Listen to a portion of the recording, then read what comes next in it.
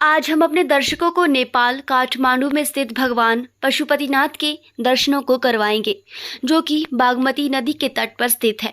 हमारी टीम ने zero ground reporting करते हुए अपने देश भारत के साथ लगते दूसरे देश नेपाल में पहुंचकर भगवान भोलेनाथ स्वरूप पशुपतिनाथ मंदिर के दर्शनों को करवाने का भरसक प्रयास किया। आपको बता दें कि पशुपतिनाथ की उत्पत्ति के पीछे दो पौराणिक कथाएं जुड़ी हुई हैं, जिसमें से एक कहानी का संबंध पांडवों से जुड़ा हुआ है। मान्यता है कि महाभारत के युद्ध में विजयी होने पर पांडव अपने भाइयों की हत्या से मुक्ति के लिए भगवान शिव का आशीर्वाद पाना चाहते थे, परंतु भगवान शिव उनके इस कर्म से खुश नहीं थे, इसलिए वो केदारनाथ चले गए। पांडव भी उनके दर्शन के लिए केदारनाथ पहुंच गए, पर भगवान भोलेनाथ पांडवों से नहीं मिलना चाहते थे, तो उनसे छिपने के लिए उन्होंने एक भैंसे का रूप धारण किया। केदारनाथ में ही पांडवों को शिवजी ने भैंसे के रूप में अपने दर्शन दिए थे। यह शिवलिंग पशुपतिनाथ का है। इस भैंसे का मुख धरती से जहां बाहर आया उसे पशुपतिनाथ कहा गया।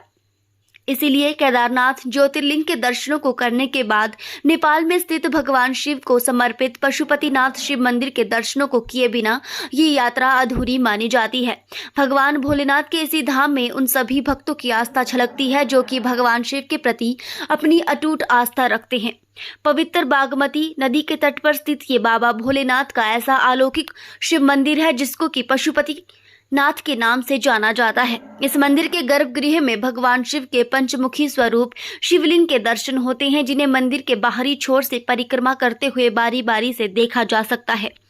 भूगर्भ से निकले इस शिवलिंग की कितनी गहराई है इसका उल्लेख तो आज तक कोई नहीं कर पाया, पर भूमि से ऊपर श्रृंगार से सुशोभित शिवलिंग की ऊंचाई करीब 3 फुट के आसपास है। माना जाता है कि देवों के देव भगवान भोलेनाथ के दर्शन मात्र से ही मनुष्य उनके पापों से मुक्त हो जाता है, तो वहीं मनुष्य अगर फिर से किसी योनि में प्रवेश करता है तो उस मनुष्य को पशु योनि से छुटकारा मिल जाता है। ऐसा उल्लेख ग्रंथों में लिखा विराजमान है।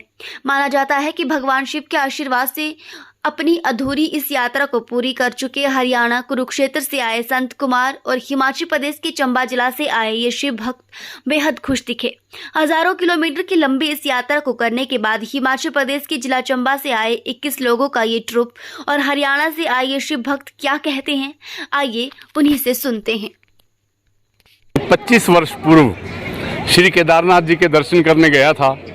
तब से मेरी भावना थी कि मुझे पशुपतिनाथ जी बुला लो अपने चरणों में बुला लो, लेकिन 25 साल के बाद आज मेरी वो मन्नत पूरी हुई है। हर हर महादेव, हर हर महादेव। और ये देखिए कि यहाँ आके तो मेरे दिल इतना बाग और मेरे रोम रोम खड़े हो रहे हैं कि मैंने सवेरे से तीसरी बार मैं अब आया हूँ। सवेरे एक बार आया, उसके बाद फिर दर्शन किए, फिर भी मेरा दिल नहीं भरा।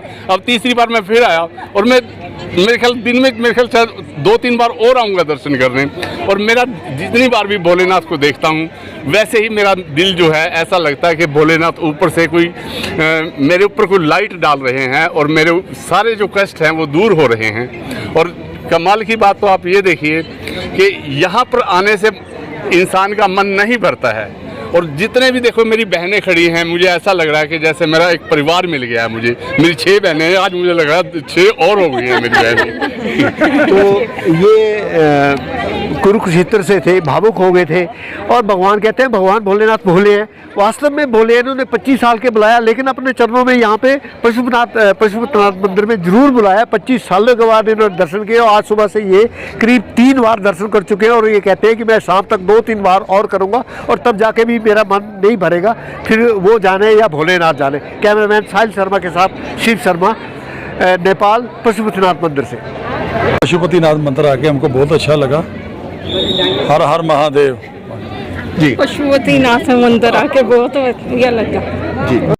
नमस्ते, मेरा नाम है जिनिया, मैं जिला चंबा की हूँ और आज हम पशुपतिनाथ जी के दर्शन करने आए हैं। और सच बताऊँ तो इतना आनंद महसूस हुआ है इनके 5 मुखी रूप का दर्शन करके, मुझे बहुत ही खुशी हुई है। धन्यवाद। अमरनाथ धाम की यात्रा के दौरान हमने कथा सुनी थी कि भोलेनाथ जी पांडवों से छुप रहे थे और वो छुप रहे थे तो उन्होंने अपना सर एक भैंसे के रूप में अपने शरीर को परिवर्तित किया और सर जमीन में घुसाया। तभी एक राक्षस आया और वहाँ से उनके सर को काट दिया। वही सर यहाँ नेपाल में कहाँ आकर पशुपतिनाथ के रूप में भगवान जी ने दर्शन दिए। इसीलिए तो कहा जाता है कि केदारनाथ की यात्रा तब तक अधूरी है जब तक कोई पशुपतिनाथ में आकर महादेव जी के दर्शन ना कर पाए। तो आज मुझे बड़ा ही सुखद अनुभव हुआ है कि मेरी केदारनाथ धाम की यात्रा जो है वो कंप्लीट हुई है। हर हर महादेव।